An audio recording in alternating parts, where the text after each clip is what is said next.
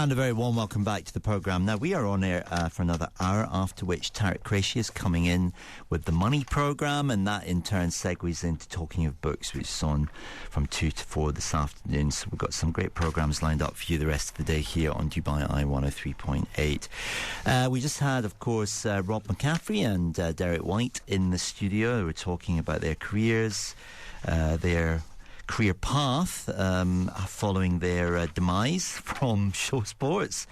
Of course, they were over for 3 years on a contract covering Premier League, and unfortunately every 3 years then stations are allowed to bid for the following 3 years coverage, and the bid went to Abu Dhabi Television. We understand that their service, as with show sports, will include a lot of HD coverage, a 24-hour channel, which is probably a bit of a departure, but the bit that Rob and Derek used to do, which was from studios not too far from here at Media City, will actually be a show produced in London for all the international markets.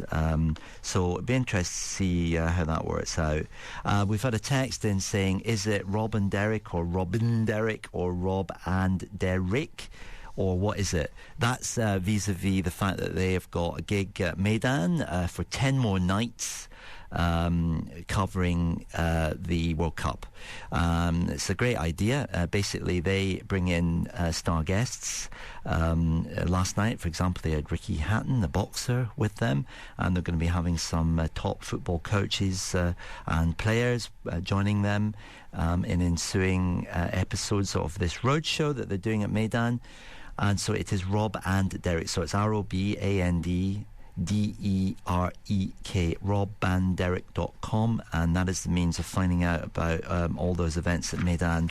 And I think probably you can also book it online. We have a competition this morning as well, which is courtesy of Jackie's. They're currently running across all their stores in the Emirates a delicious deals summer promotion. And here at Saturday Extra, we have Jackie's gift vouchers worth 200 dirhams each for 5 lucky listeners. All you have to do is answer one very simple question. Elaine, what is the question?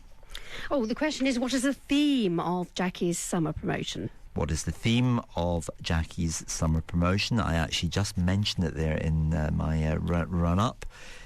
So all you got to do is text us your answers always to 4001, and 200 dirham Jackie's gift voucher could be yours. Wasn't it a shame that I took the only call that I've taken in about a month, in the middle of that 1 hour we had lucky to have Rob. Was our caller? Well, you know, I don't know what is wrong with people, you know, that they would phone up and in such a malicious, malevolent way. But it's our fault in a way, because we don't have means of screening the calls. And I think if we're going to do calls live into the show in the future, because it spoils it for everybody else. I'm sure people would have liked it, but we just can't take calls if that's going to happen. What a shame.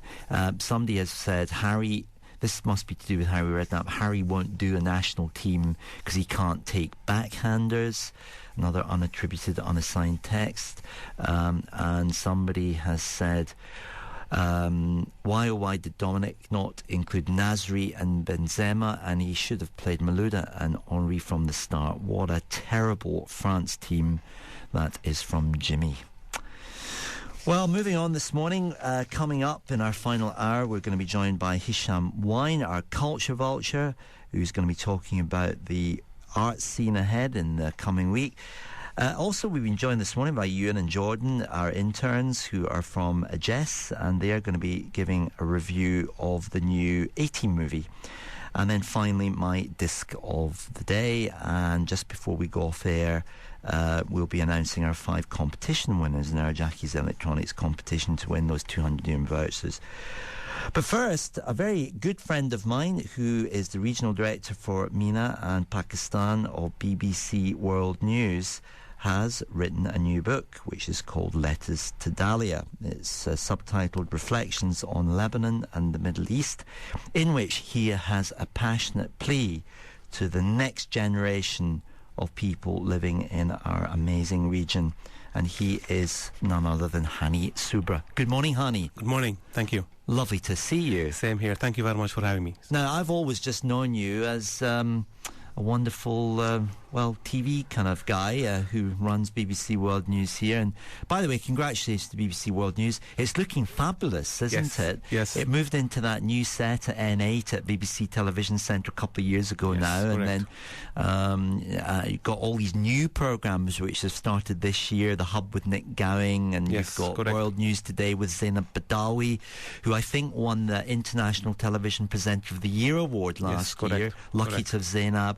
Michelle Hussein has got a focus on Asia, which is called Impact Asia, every afternoon.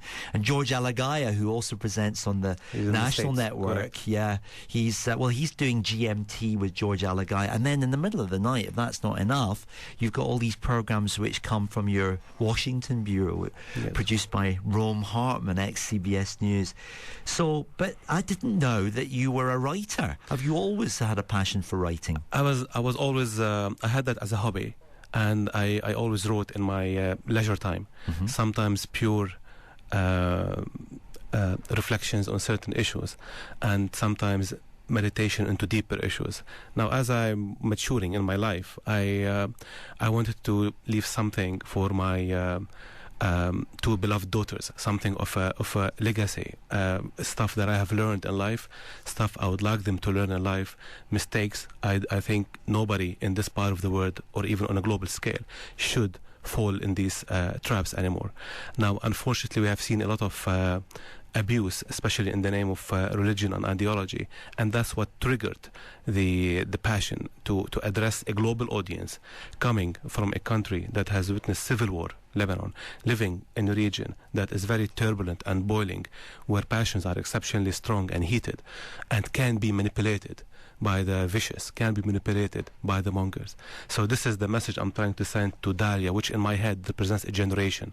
Well, we'll come on to the book in a minute, but first of all, just talk about some of the genesis and the provenance of your writings. And you say you come from Lebanon. Yes. Where in Lebanon, and which religion are you?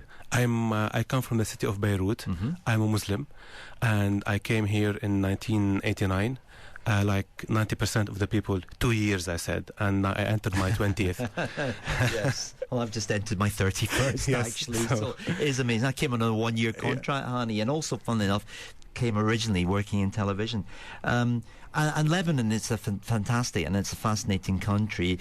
And actually, it's a very interesting country in the sense that it seems to go from boom to bust, always surrounding these terrible civil wars and tensions, and it's a ongoing fight with Israel. But there are so many internal tensions as well. Can you describe the political landscape and the religious political landscape within Lebanon? Well, I can summarize it as best as I can as a boxing arena, and nations have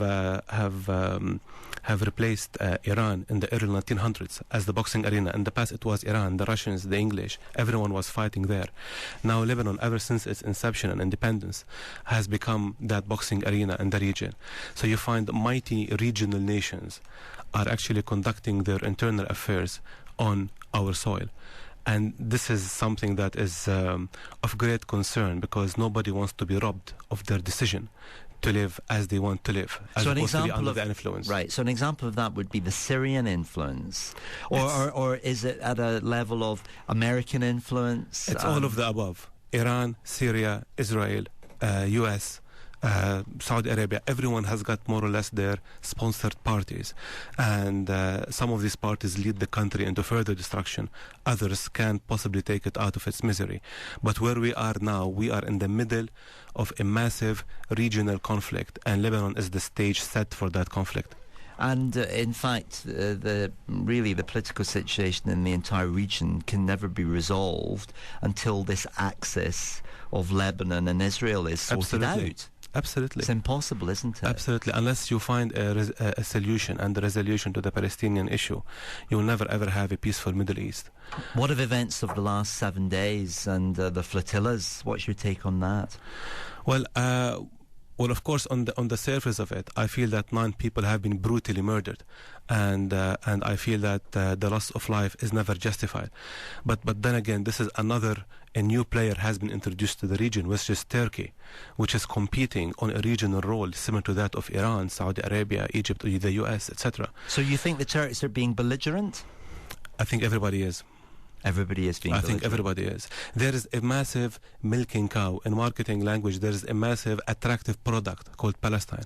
And every time you bang the drums of Palestine, you are going to have an applause. You are going to have supporters and followers.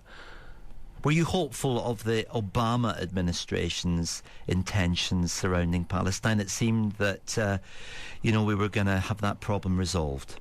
And yet they're dragging their feet. We're 500 days into the Obama administration and there's no progress at all.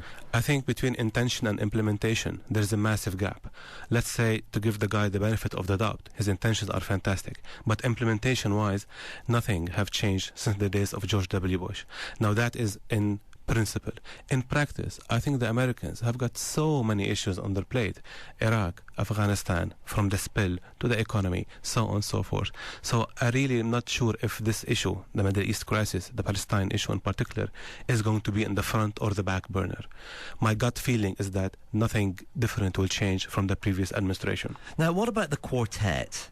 Because the quartet are four major countries which are supposed to be resolved to helping and aiding solve a lot of problems in your region. Headed up, I don't know whether he's still involved, but Tony Blair still involved. That seems also to have gone literally nowhere. What is its point?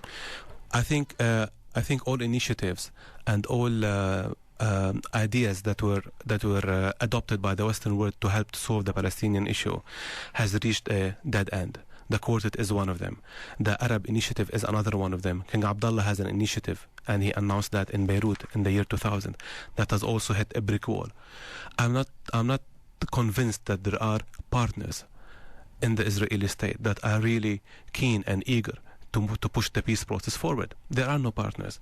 I think with the death of Rabin, he was the last serious person to end the Palestinian issue. And after that, nobody came with a serious attitude and a courageous attitude to say, okay, people, Arabs, let's sit, talk, and bring this issue to closure. All right. I want to talk to you in a couple of minutes about your book and, of course, about the issue of public relations in relation to both Israel and Lebanon. We'll do that when we come back. Do that when we come back. Do that when we come back. Do that when we